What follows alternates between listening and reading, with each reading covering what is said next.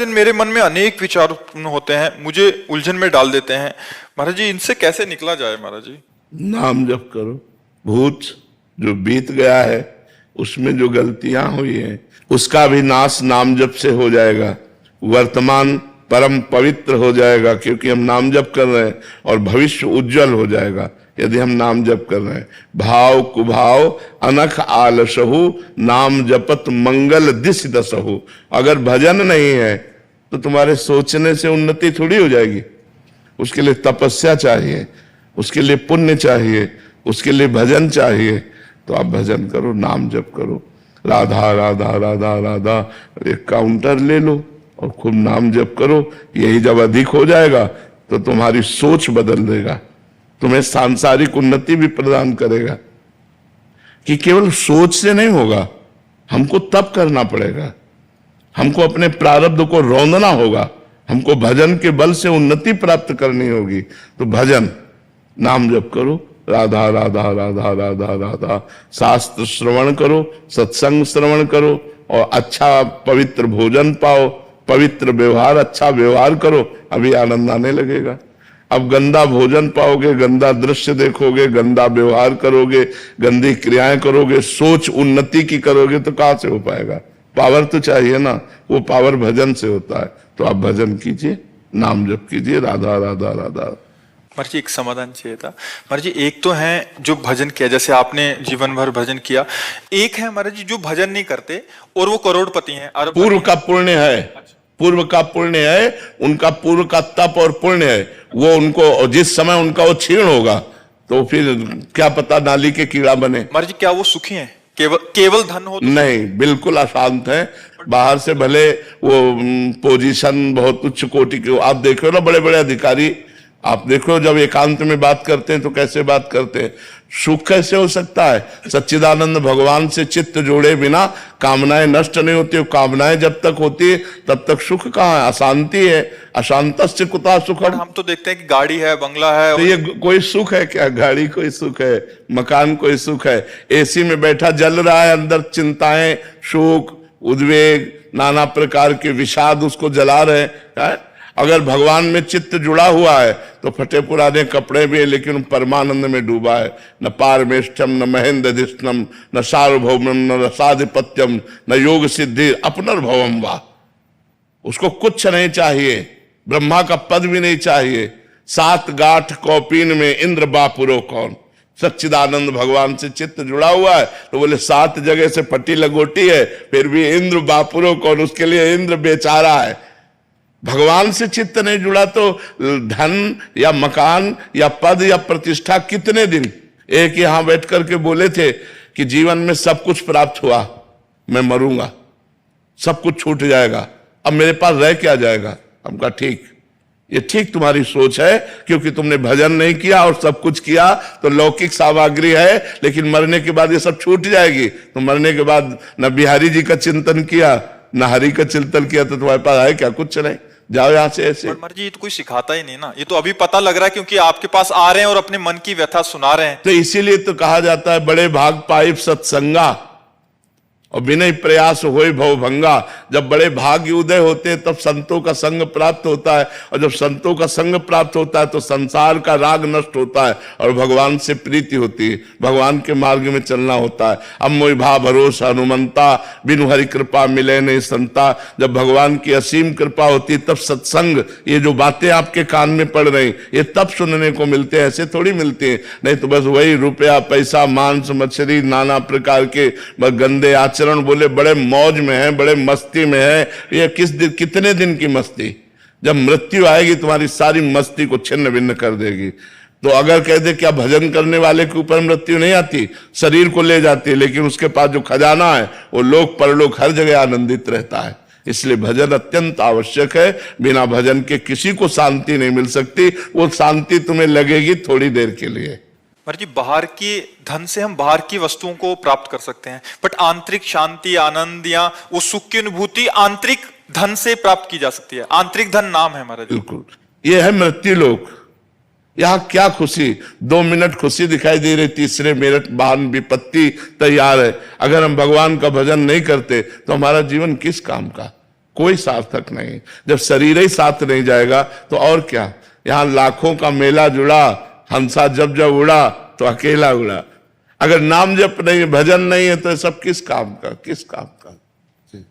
पवन कुमार जी आगरा से। यस जी बोलो। राधे राधे महाराज जी। महाराज जी, ईश्वर कृपा से अपनी गृहस्थी का निष्पक्ष रूप से निर्वहन कर रहा हूं, मैं इसी को अपनी पूजा मानूं या अलग से कुछ पूजा पाठ कर? नहीं, नाम जप करना पड़ेगा। गृहस्थी का पालन तो सबको ही कर रहे हैं, लेकिन नाम जप करना पड़ेगा। अगर नाम जप नहीं है तो ये केवल कर्म है, और कर्म दो प्रकार के होते हैं, शुभ भी होते हैं और अशुभ भी होते हैं, और दोनों कर्मों का फल भोगना पड़ता है। अवश्य में भोक्तव्यम कृतम कर्म शुभाशुभम। पुण्य है तो सुख भोगना पड़ेगा, पाप है तो दुख भोगना पड़ेगा। और दो प्रकार के कर्म सबसे बनते हैं। कोई कह दे कि हमसे पाप नहीं बन सकता, असंभव, असंभव। दो प्रकार के कर्म बनते ही हैं, शुभ और अशुभ। उसी से दो प्रकार के कर्म नष्ट होते हैं। जो नाम जप करता है, भजन करता है, ये अलग है, ये त्रिगुणातीत है। वो शुभ अशुभ दोनों को नष्ट करके भगवान से मिला देता है। शुभ अशुभ दुर्ग विध्वंस बल तब जयति जयति जग उच्चरे। शुभ अशुभ दोनों का नाश होना चाहिए। तो अगर हम केवल गृहस्थी का पालन कर रहे हैं तो शुभ अशुभ का ही तो पालन कर रहे हैं। भजन नहीं है तो जीवन व्यर्थ है। भजन जरूरी है, नाम जप जरूरी है। जो नाम प्रिय हो तुम्हें राम कृष्ण हरि राधा, जो नाम प्रिय हो नाम जप लो। उसमें पैसा नहीं लगता है, उसमें कोई मेहनत नहीं लगती, केवल जबान हिलानी, राधा राधा राधा राधा, सब काम बन जाएगा। नैन्सी कोहली जी दिल्ली से। राधे राधे। राधे राधे महाराज जी। महाराज जी, आप में इतनी सहजता, इतना सम्मान दूसरों के प्रति कैसे आता है? आप सबको प्रणाम करते हैं, सब संत समाज आदि का सम्मान करते हैं, पर कोई आपको कुछ बोल देता है या टिप्पणी करता है तो मन में बार बार प्रश्न उठता है कि आप क्यों मौन रहते हैं। बहुत पीड़ा होती है जब आपको कोई कुछ बोलता है। आप दूसरों के प्रति इतना सम्मान की भावना रखते हैं? नहीं, अब जैसे मान लो हमको कोई कहे कि ये नीच आदमी है, तो कोई गलत थोड़ी कह रहा है। हम भी अपने अंदर से अपने को नीच मानते हैं। अगर भगवान की कृपा ना हो तो हम किस काम के रह गए? किसी काम के नहीं रह गए।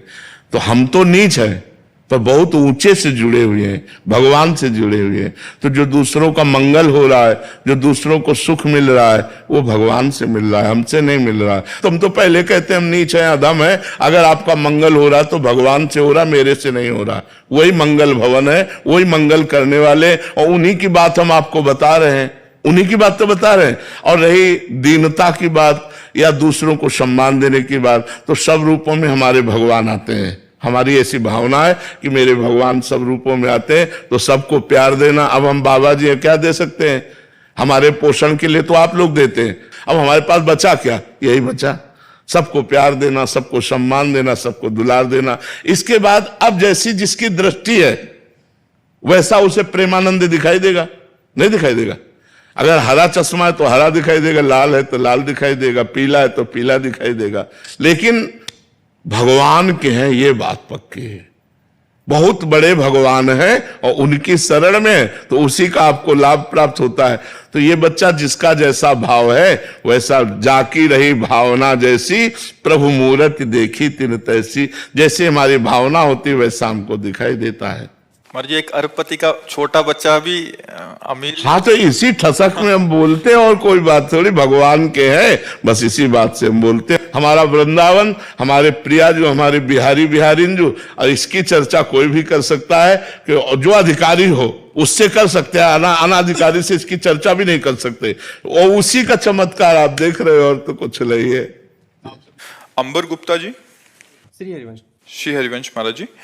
महाराज जी, आपके चरणों में कोटि कोटि प्रणाम। महाराज जी, इच्छाओं को सीमाओं में कैसे बांधे रखें? इच्छाओं, देखो, जब तक भजन नहीं होता तब तक अज्ञान का नाश नहीं होता, और जब तक अज्ञान देहाभिमान बना रहता है तब तक कामनाएं बनी रहती हैं। अगर इच्छाओं का त्याग, तो कामना का त्याग, वासना का त्याग, वो अज्ञान का त्याग होने पर होता है। धन की इच्छा, असद वासना, शरीर के भोगों की इच्छा, धन की इच्छा, मकान की इच्छा, उन्नति, सांसारिक मान प्रतिष्ठा, ये इच्छाएं मलिन हृदय में होती है। तो हमको अगर इच्छाओं पर शासन करना है तो हमें भगवान नाम जप करना है। अधिक से अधिक नाम जप करो, पवित्र भोजन, सत्संग श्रवण करो, शास्त्र स्वाध्याय, नाम कीर्तन। अभी देखो तो कुछ समय बाद आपका हृदय अपने आप मलिन वासनाओं से हटने लगेगा, पर इसको दीर्घ काल तक, लंबे समय तक करे, लाभ दिखाई दे या ना दिखाई दे, लाभ हो रहा है पर दिखाई ना दे तो भी हमें करना चाहिए, क्योंकि अनंत जन्मों से हमारी दुर्वासनाएं हमको घसीटती रही है। तो हो सकता है ये सब करने पर भी हमारे अंदर ऐसा लगे कि अभी कामनाओं का त्याग नहीं हो रहा, लेकिन हो रहा है, प्रोसेस चालू है, वो धीरे धीरे आपको निष्काम कर देगा। आकाश चतुर्वेदी जी जबलपुर। श्री हरिवंश। श्री हरिवंश महाराज जी, आपके चरणों में कोटि कोटि प्रणाम। महाराज जी, कैसे जाने कि कर्ता भाव समाप्त हो रहा है या नहीं, इसका क्या लक्षण? जब पेट भरता है तो हमको किसी दूसरे से पूछना पड़ता है क्या कि हम कैसे जाने हमारा पेट भर गया? जब हमें ज्ञान हो जाएगा तो हमें खुद पता चल जाएगा कि कर्ता भाव का लय हो गया। कर्ता भाव हम ही को तो अनुभव होगा, अनुभव गम में भजे जय संता, वो तो अपने को अनुभव में आएगा। जब कर्ता भाव चला गया तो आप देखोगे आप कठपुतली की तरह हो, भगवान आपसे करवा रहे हैं। जब तक मैं करता हूं तब तक मूढ़ता बनी रहती है। अहंकार विमूढ़ आत्मा करता हमिति मन्यते, अज्ञान बना रहता है, मूढ़ता बनी रहती है। और जहां मूढ़ता का नाश हुआ तो दिखाई देता है कि जैसे बिजली से यंत्र चल रहा है, ऐसे त्रिगुण माया से शरीर चल रहा है। यंत्रारूढ़ानि मम माया, मैं इसमें करता कहीं नहीं हूं। गुणानुगुण वर्तन्ते मनुष्या पार्थ सर्वसा, मैं शुद्ध अकर्ता एक रस आत्मानंद हूं, ऐसा अनुभव होगा। मैं प्रियालाल का नित्य दास हूं, प्रियालाल मेरे से जो करवा रहे हो रहा है। ज्यो ज्यो राखत हो हरि त्यों त्यों रहियत हो, जैसे प्रभु रख रहे वैसे मैं चल। यहां मैं करता मैं भोगता, ये अज्ञान का नाश हो, ये नाश हो गया तो मुक्त हो गया, जीवन मुक्त पुरुष हो गया। यही तो सारा बंधन है, ये कोई छोटा मोटा बंधन थोड़ी। वो आपको ही अनुभव में आएगा, किसी दूसरे को थोड़ी अनुभव में आएगा। आपको ही अनुभव में आएगा कि अब कर्ता भाव गया, अब तो जो श्री जी की इच्छा उसी से हो रहा है, मेरी कोई इच्छा नहीं। जब इच्छाओं का समन हो जाता है, इच्छाओं का दमन हो जाता है और कोई भोग भोगने की इच्छा नहीं होती है, कोई लाभ पाने की इच्छा नहीं होती है, तो कर्ता भाव लय हो जाता है। आदित्य गुप्ता जी जबलपुर से। श्री हरिवंश। श्री हरिवंश महाराज जी, महाराज जी, माया के हर सूत्रों को काट देने वाली बुद्धि कैसे आएगी? नाम जप से। जासु नाम भव भेषज हरन घोर त्रैशूल, दैहिक दैविक भौतिक सतोगुण रजोगुण तमोगुण द्वारा उत्पन्न जितना माया का खेल है, इस सब को हरण कर ले, ऐसी सामर्थ्य भगवान के नाम में है, राधा नाम में है। राधा राधा राधा राधा जप कर रहा है, जो खूब प्रियाजू का राधा राधा राधा राधा नाम जप कर रहा है, नाम कीर्तन कर रहा है, उसमें आध्यात्मिक बल आता है। उसी आध्यात्मिक बल से वो वासनाओं से अपने आप को बचा पाता है। वासना ही माया है, उपासना भक्ति है। तो वासना का नाश होने पर उपासना दृढ़ हो जाती है। तो खूब नाम जप करो, नाम कीर्तन करो, भगवत कथा श्रवण करो, संतों का संग करो, संतों की सेवा करो, समाज की सेवा करो, इसी से बुद्धि माया रहित हो जाएगी। विकास दुबे जी। श्री हरिवंश महाराज जी, महाराज जी, क्या भक्ति में आंसू बहाना ही परम अवस्था है या फिर एक ऐसा क्षण क्या आता आंसू है? ऐसे बहा सकते हो? बहाओ नहीं, हम कह रहे हैं जिसको लगता हो कि तो बहा के दिखाओ। कितनी देर बहा सकते हो ड्रामे में, कितनी देर? अरे आंसू प्यारे के प्यार में जब निकलते हैं, वो कोई साधारण आंसू होते हैं? अपने प्रीतम के मिलन की चाह में हृदय पीड़ित हो रहा है, उस पीड़ा में जो आंसू निकलते हैं, एक एक बूंद जगत को पावन करने वाले होते हैं। वो कोई साधारण आंसू होते हैं क्या? हाँ, अब कथा चल रही भगवान की और याद आ रही आपका लड़का मर गया था या कोई घटना, उसमें आंसू निकल रहे, वो बात अलग है। लेकिन सीधे भगवान की स्मृति में जिसके आंसू निकल रहे, कोई छोटी मोटी बात है क्या? बहुत बड़ी बात है।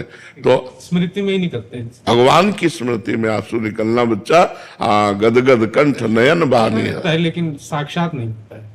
धीरे धीरे धीरे धीरे गदगद कंठ नयन बहानेरा, मम गुण गावत पुलक शरीरा, गदगद कंठ नयन बहा। भगवान की याद में, भगवान की चर्चा में रोमांचित हो गया, अश्रु प्रवाह हो रहा है, थोड़ी देर के लिए शरीर संसार को भूल गया। ये भक्ति का लक्षण है।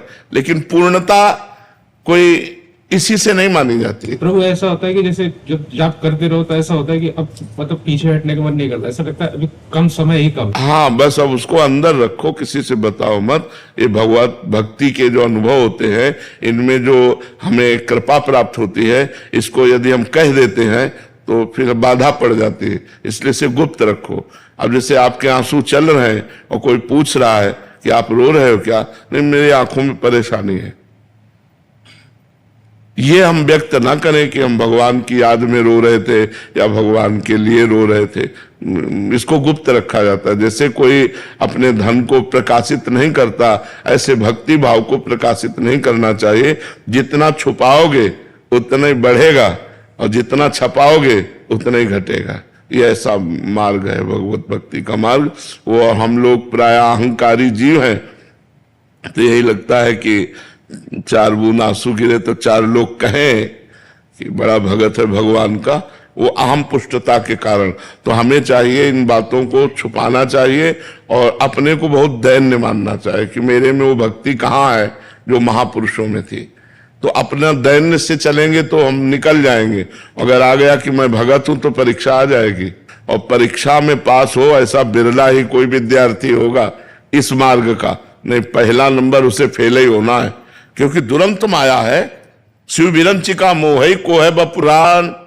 ईश्वर कोटि के महापुरुषों को मोहित कर लिया तो हम तुम तो मतलब पामर जीव हैं, थोड़े में लुभायमान हो जाएंगे। ईश्वर कोटि के महापुरुषों को माया ने मोहित कर लिया। ऐसी विचित्र माया है। तो डरते रहो और अंदर जो भक्ति भाव से छुपाते रहो तो निकल जाओगे।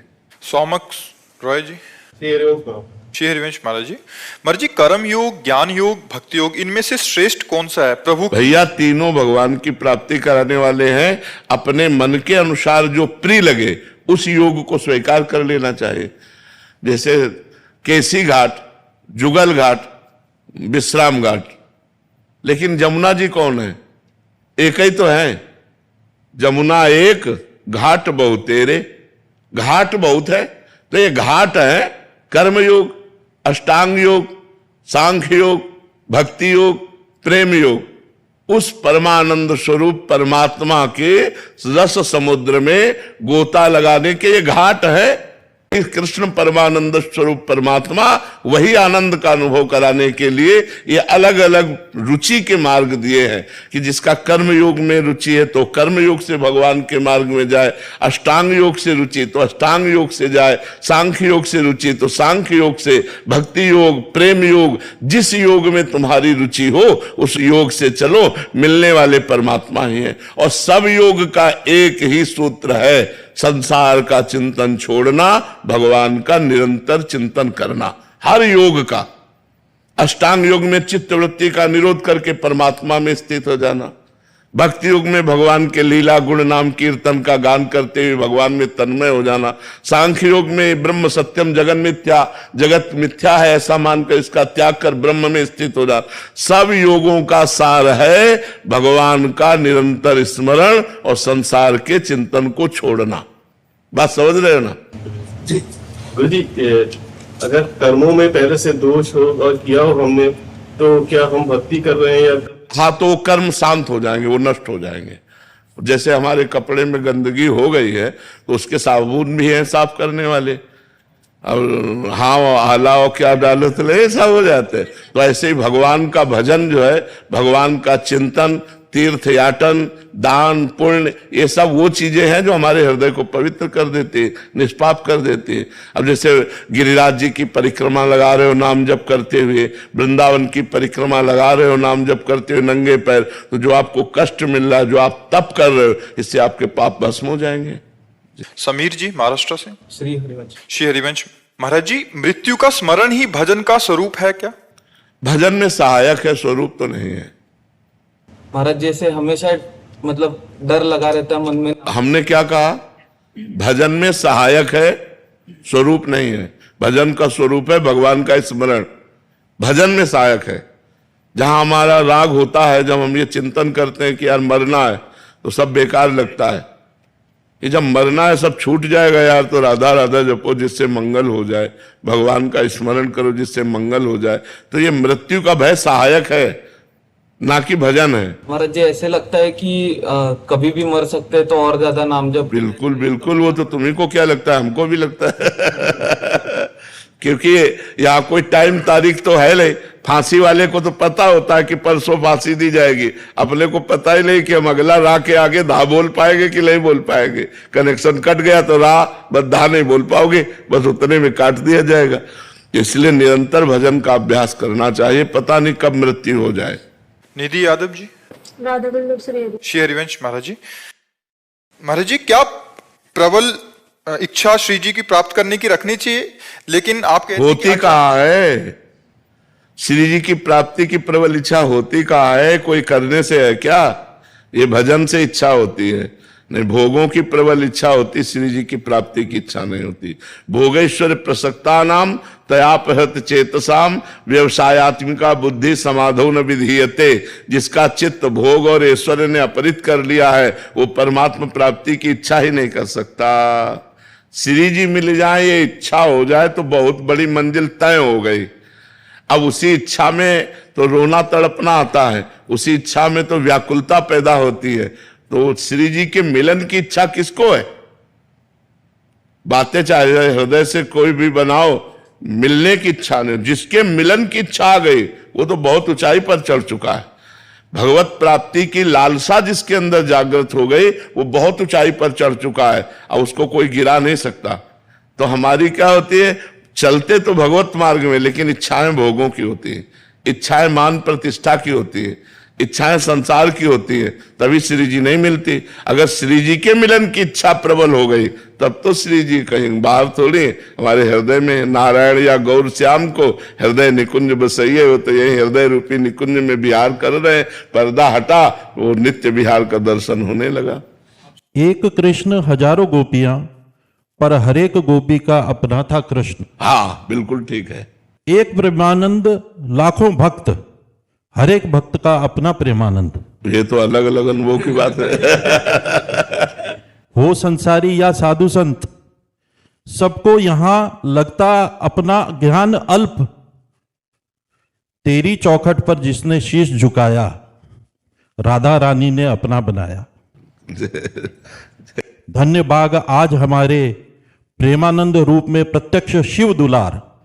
हाँ शिव दुलार, बिल्कुल बिल्कुल। भगवान शंकर का प्यार ही हमको इस मार्ग मिला। मिले नहीं कभी भारतवर्ष को, मिले नहीं कभी भारतवर्ष को ऐसे प्रेमी और ज्ञानी अवतार। पाया कष्ट आपने अपरंपार, मिल रहा फल जन जन अपार, मिल रहा फल जन जन अपार। बहुत सुंदर बहुत सुंदर। पर इसमें मुख्यतया संतों की चरण रज और भगवान की कृपा, दो चीजें हैं। संतों की बचपन से चरण रज मिली और भगवान की कृपा, तो वही मूकम करोति वाचालम पंगुम लंघयते गिरिम यत कृपा तमहम वंदे परमानंद माधवम। वो कृपा सिंधु भगवान जिस पर रीझ जाए और जैसे चाहे वैसे चलाए। बलराम जी, उड़ीसा से। राधे राधे महाराज जी। महाराज जी, मेरा प्रश्न है कि मुझे क्या करना होगा ताकि दुनिया का कोई भी प्राणी मेरी वजह से कष्ट ना पाए? नाम जप, क्योंकि नाम जप से हृदय पवित्र होगा। पवित्र हृदय से कभी किसी को दुख नहीं होता। दुख होता है अपवित्र हृदय से। जब हमारा हृदय मलिन होता है तो उसमें कामनाएं होती है। कामनाओं की पूर्ति के लिए जब हम प्रयास करते हैं तो दूसरों को दुख पहुंचता है। जब हम अपने सुख के लिए तो फिर दूसरों को दुख पहुंचेगा, और जब दूसरों के सुख के लिए हम सोचेंगे तब कभी दुख नहीं पहुंचेगा। दुख दूसरों को तभी पहुंचता है जब हम अपनी कामना की पूर्ति के लिए स्वसुख वांछा, मुझे सुख मिले, जैसे स्वसुख वांछा बढ़ गई तो देखो हम लोग मांस खा रहे हैं। अब उसमें कितना कष्ट है उस जीव आत्मा को, चाहे वो बकरा हो, चाहे वो मुर्गा हो, चाहे वो कोई भी जीव हो, जीना चाहता है। आप जब उसको मारते हो, उबालते हो, खाते हो तो स्वसुख वांछा के लिए तो करते हो। स्वसुख वांछा के लिए पराई माता बहन की तरफ गंदी दृष्टि जाती। स्वसुख वांछा की तरफ हम जब ज्यादा बढ़ जाते हैं तो भाई भाई की हिंसा कर देता है। पवित्र संबंधों में दरार आ जाती है। हमारा व्यवहार बड़ा राक्षसी स्वभाव का हो जाता है। तो ये स्वसुख वांछा का त्याग हो जाए तो बात बने। और ये सुसुख वांछा होती मलिन हृदय में, हमें चाहिए निर्मल हृदय। इसलिए नाम जप करो, शास्त्र स्वाध्याय करो, सत्संग करो, तो ये मलिन हृदय निर्मल हो जाए तो हम दूसरों को सुख पहुंचाएंगे। दूसरों को सुख पहुंचाना भगवान की प्राप्ति का उपाय है। नाम जप करो, इसी से हो जाएगा। नीता जी नैनीताल से। राधे राधे महाराज जी, आपके चरणों में कोटि कोटि प्रणाम। गुरुदेव, मन कभी बहुत खुश रहता है और कभी बहुत दुखी रहता है, महाराज जी ऐसा क्यों होता है? हाँ, सतोगुण, रजोगुण, तमोगुण। जब सतोगुण रहेगा तो शांत रहेगा, प्रसन्न रहेगा, दया भावना रहेगी, अच्छी बातें आएंगी। रजोगुण आएगा तो गंदी बातें भोग की आएंगी। तमोगुण आएगा तो जलेगा हृदय, द्वेष होगा, निद्रा, आलस्य, प्रमाद, क्रोध, द्वेष, ईर्ष्या, ये सब बातें आएंगी। इन गुणों का प्रभाव हमारे ऊपर ना पड़े, इसलिए सतत भगवद स्मरण। हमारे हर प्रश्न का यहां उत्तर मिलेगा भजन। अगर भजन नहीं तो सब बेकार।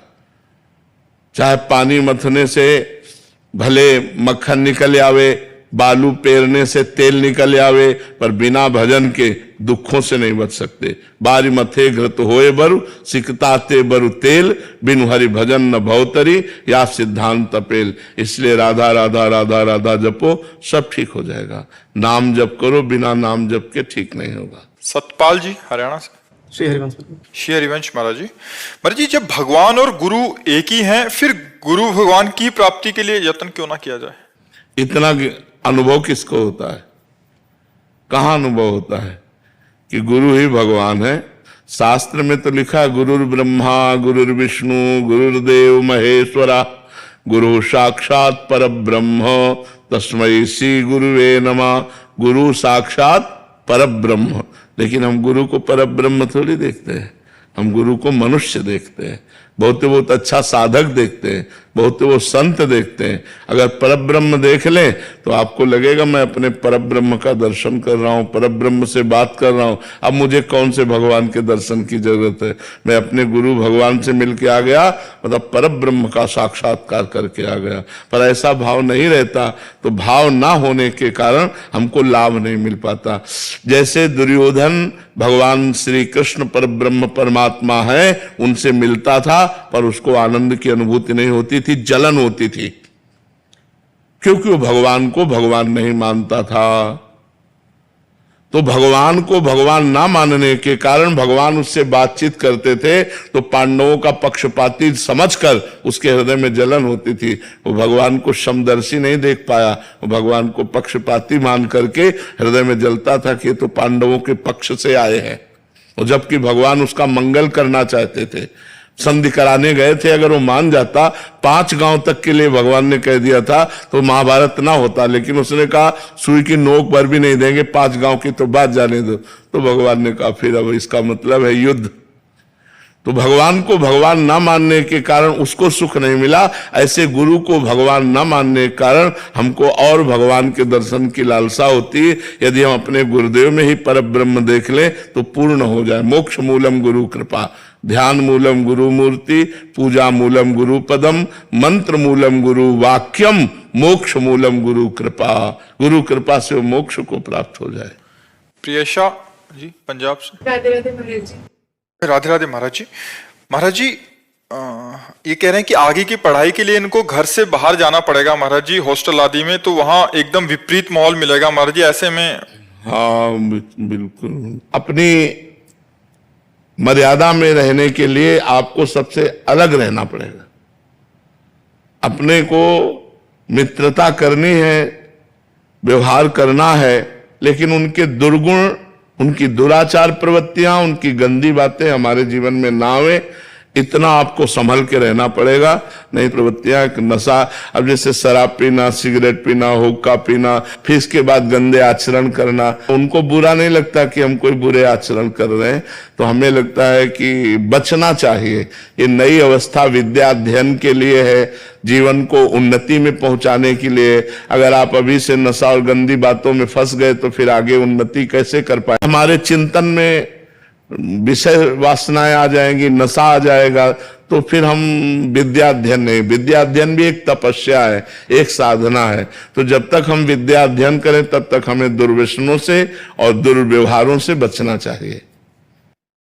एक प्रश्न पूछने के लिए दोबारा मैं आया। पहली दफा आपकी तबीयत कुछ नादुरुस्त थी, तो गौ माता इतनी पूजनीय है, ठाकुर जी ने पूजा की, माता जी ने पूजा की उसकी, तो कोई भेड़ बकरी ऊंट गद्दा कुछ आवारा दिखता नहीं है। ये गौ माता जहां देखो वहां आवारा घूम रही है। इसका कारण क्या है? कलयुग में लोगों की स्वार्थ बुद्धि विशेष बढ़ गई है। अर्थ प्रधान बुद्धि हो गई, धर्म प्रधान बुद्धि नहीं हुई। धर्म का ह्रास होने के कारण जो हमारा धर्म का मूर्तिमान स्वरूप गौ है उसका तिरस्कार हो रहा है। आप संत बड़े बड़े महापुरुषों ने बड़ी बड़ी गौशालाएं खोल करके आदर पूर्वक गौओं की सेवा कर रहे हैं। आज वासना, धन की वासना, भोगों की बढ़ गई, धर्म की हट गई, इसलिए अब घरों में भैंस रखते हैं क्योंकि महंगा दूध जाता है, और गाय कम दूध देती है पर वो धर्म की स्थापना करती है, वो घर का मंगल करती है, घर के विघ्नों का नाश करती है, ये उनको पता नहीं है क्योंकि धर्म का ह्रास होता चला जा रहा है। कलयुग स्वार्थ बुद्धि बढ़ा रहा है। कलयुग में धन की बुद्धि बढ़ रही, धर्म की बुद्धि नहीं। जबकि हमारे पुरुषार्थ में पहले धर्म है, फिर अर्थ है, फिर काम है, फिर मोक्ष है। लेकिन लोग धर्म का त्याग करके अर्थ की प्राप्ति और कामना की पूर्ति में लगे हैं। धर्म और मोक्ष दोनों का त्याग हो गया है, क्योंकि गौ सेवा मोक्ष की भी प्राप्ति का हेतु है। क्योंकि स्वयं भगवान श्री कृष्ण ने परब्रह्म परमात्मा होते हुए भी गौएं चराई, गौओं की सेवा की। गौओं का दुग्ध जो है वो हमारे हविष्यान्न में आता है, यज्ञ की पूर्ति होती है, देवता प्रसन्न होते हैं और सारे विघ्नों का नाश होता है। स्वयं भगवान के श्री अंगों में गौ का गोबर लगाकर और गौ की पूंछ से निर्विघ्नता का प्रमाण दिया जाता था। तो ये गृहस्थ लोग जो आज दुखी अशांत, भाई भाई में झगड़ा, पूरे घर में अशांति छाई, उसका कारण यही है, धर्म का लोप हो जाना। अगर एक गाय, एक बछड़ा, आंगन में बछड़ा कूद रहा है और गाय के गोबर से लिपा हुआ आंगन है और गौ के दूध से भगवान का भोग लग रहा है, तो सारे विघ्न नष्ट हो रहे। लोग जान नहीं पा रहे हैं, लोगों की स्वार्थ बुद्धि हो रही महाराज, इसलिए हमारी गौओं की दुर्दशा हो रही है। तो आशीर्वाद दीजिए कि क्या इसके लिए अभी कि हर बड़े बड़े नगर और गांव में सार्वजनिक गौशाला हो, जिसमें ये जो हमारी गौएं इधर उधर भटक रही हैं, जो गौओं की सेवा नहीं कर पा रहे हैं स्वार्थवशात, वो उस गौशाला में दें और उस गौशाला में 10-5 लोग मिल करके अर्थव्यवस्था ऐसी करें कि जो बूढ़ी गायें हैं, जो दूध नहीं देती, जो साँड़ हैं, जिनका प्रयोग इस समय नहीं हो रहा है। पहले था कि बैलों से जुताई होती थी, अब ट्रैक्टर की जुताई होती है, इसलिए जो नंदी हैं उनका अपमान हो रहा है, नंदियों को ऐसे छोड़ा जा रहा है। तो उनको सब गौशाला में सुरक्षित रखा जाए, जिससे दूसरों को जो कष्ट हो रहा है, दूसरों को भी कष्ट हो रहा है। गाय ऐसे अनाथ छोड़ दी जा रही हैं जिनको भोजन का कष्ट है और वो रोष में आकर के लोगों को फिर दंड देती है। अगर छोटी छोटी गौशालाएं हर नगर में हो तो हमारी गौएं सुरक्षित हो जाए, हमारी गौओं की सेवा हो जाए, तो हमारा राष्ट्र सुरक्षित हो जाए, राष्ट्र में विघ्न आना बंद हो जाए यदि गौएं सुरक्षित हो जाए। जहां गौएं कटती हैं, जहां गौओं का निरादर होता है, वो राष्ट्र दुख से युक्त होता है। कभी अतिवृष्टि, कभी अनावृष्टि, नाना प्रकार की प्राकृतिक आपदाएं उस राष्ट्र को दुख देती रहती हैं। ऐसा चाहे जहां भी हो, तो जहां गौ हत्या होगी, जहां गौओं का अनादर होगा, वहां दैवी आपदा जरूर, उस प्रकृति वहां की कष्ट देगी उसको। गौ धर्म स्वरूपा है, जैसे वेद माता गायत्री है, ऐसे धर्म माता गाय है। गाय धर्म स्वरूप है। श्री हरिवंश महाराज जी, आप कह रहे हैं कि आपके पति का वो 5 साल पहले देहांत हो गया था। महाराज जी कह रहे हैं कि फिर तब से ये अपने बच्चों को खुद अपने बल पे ही पालन पोषण कर रहे थे, बट सास ससुर कहीं अन्यत्र रहते हैं। अब हमारा मन ऐसा होता है कि बेटी का भी बहुत मन है और मेरा भी, कि वृंदावन आके यहीं मतलब वास करके रहना चाहते हैं। तो कह रहे हैं कि अभी मेरा सास ससुर के प्रति कर्तव्य है, वो रोकते हैं, कह रहे हैं कि नहीं तुम्हें भजन नहीं करने देंगे, ये है। तो अभी कोई कर्तव्य शेष रह जाता है क्या, या मैं पति के पधारने के बाद तो अब जीवन को भागवत अगर अलग रह रहे हैं, बट कह रहे हैं लेकिन अगर भागवतिक नहीं तो फिर संयम में रहना कठिन हो जाएगा ना। अगर हम भगवान से चित्त को नहीं जोड़ेंगे, चित्त संसार में जुड़ेगा तो संसार का रंग आएगा, संसार हमें आकर्षित करेगा, फिर हम अपने को संयम में कैसे रख पाएंगे। तो अत्यंत आवश्यक है चित्त को भगवान में जोड़ना। वैसे सबको जोड़ना चाहिए, पर आपके लिए तो अत्यंत आवश्यक विषय बन गया है भगवान से चित्त को जोड़ना। तभी आप आजीवन संयम से रह पाएंगे और अपने को और अपने बच्चों को सतमार्ग में ले जाना आप कह रहे हैं पाएंगे। कि वृंदावन ही अपना ही कुछ करके अर्थोपार्जन की करके वृंदावन वास करना चाहिए। बहुत लोग वास कर रहे हैं, बहुत लोग ऐसे वास। थोड़ा सास में जो वो करते हैं उसके लिए तो क्या करते हैं, बहुत ज्यादा मुश्किल है। अगर वो चाहें तो आपके साथ वृंदावन रह सकते हैं, यदि वो समर्थ हैं तो उनको रहने दीजिए। राणा साहब की बेटी है, फिर भी उसका पूर्ण रूप से इतना रोती है, आप कहते हैं कि ऐसा बोलने उसी को तो इतना नहीं, अब ये तो ध्यान रखना है कि बेटी का ब्याह करने के लिए अर्थ नहीं कह रहे हैं कि वो विरक्त भाव से ही ऐसा भाव हो गया उसको। पूरा जीवन निर्वाह करना तो बहुत कठिन है। आपके साथ ही रहेंगे, दोनों साथ रहेंगे। लेकिन आप कितने दिन पूरा जीवन निर्वाह करना बहुत कठिन है। बहुत सोच समझकर विरक्त मार्ग में कदम रखना चाहिए। ये हम इसलिए कह रहे हैं कि पूरा जीवन इस मार्ग में चले हैं। पूरा जीवन निर्वाह करके निष्कलंक निर्वाह करना बहुत कठिन है। कहीं ना कहीं हमारे पैर डगमगाने लगते हैं, हमारे पैर फिसलने लगते हैं। साल 2 साल 4 साल 5 साल 10 साल आप बोलो नियम से रह ले, लेकिन आजीवन नियम में रहना, कहीं ना कहीं चूक ना हो जाए तो हमें लगता है कि अगर हिम्मत, अब ऐसे चल रहे हैं बहुत से बच्चे बच्चियां चल रहे हैं, ब्रह्मचर्य से चल रहे हैं, पर अगर ऐसा दृढ़ नियम हो कि मैं आजीवन ब्रह्मचर्य निर्वाह करूंगे तब तो कदम रखना चाहिए। नहीं किसी वैष्णव सद्भक्त को पति रूप में वरण करके गृहस्थ धर्म का आश्रय लेना चाहिए। क्योंकि आजीवन ब्रह्मचर्य रहना, क्योंकि आज हम हैं कल ना रहे, मन स्वतंत्र हो सकता है, गलत जा सकता है। इसलिए गाइड चाहिए, डर चाहिए, शासन चाहिए। अगर गाइड डर शासन हमारे जीवन में नहीं है तो हम कहीं ना कहीं भटक सकते हैं, हम कहीं ना कहीं फिसल सकते हैं। बहुत फिसलन वाला मार्ग है, 1 सेकंड लगता है फिसलने में, चढ़ने में टाइम लगता है, गिरने में टाइम नहीं लगता है। इसलिए बच्चा देख लो, अगर आजीवन ब्रह्मचर्य किसी पुरुष की तरफ आंख उठा के नहीं देखना, हर कष्ट सहना, तब तो चलो। और अगर ऐसा लगता है कि कहीं डगमगा न जाए तो हमें लगता है फिर ऐसे ऐसे गृहस्थ हैं जो भजन करते हैं, आपको भी भजन करने का सहयोग देंगे। भजन करने वाले किसी भक्त को पति रूप में वरण कर ले, देख लो, ये तो स्वतंत्र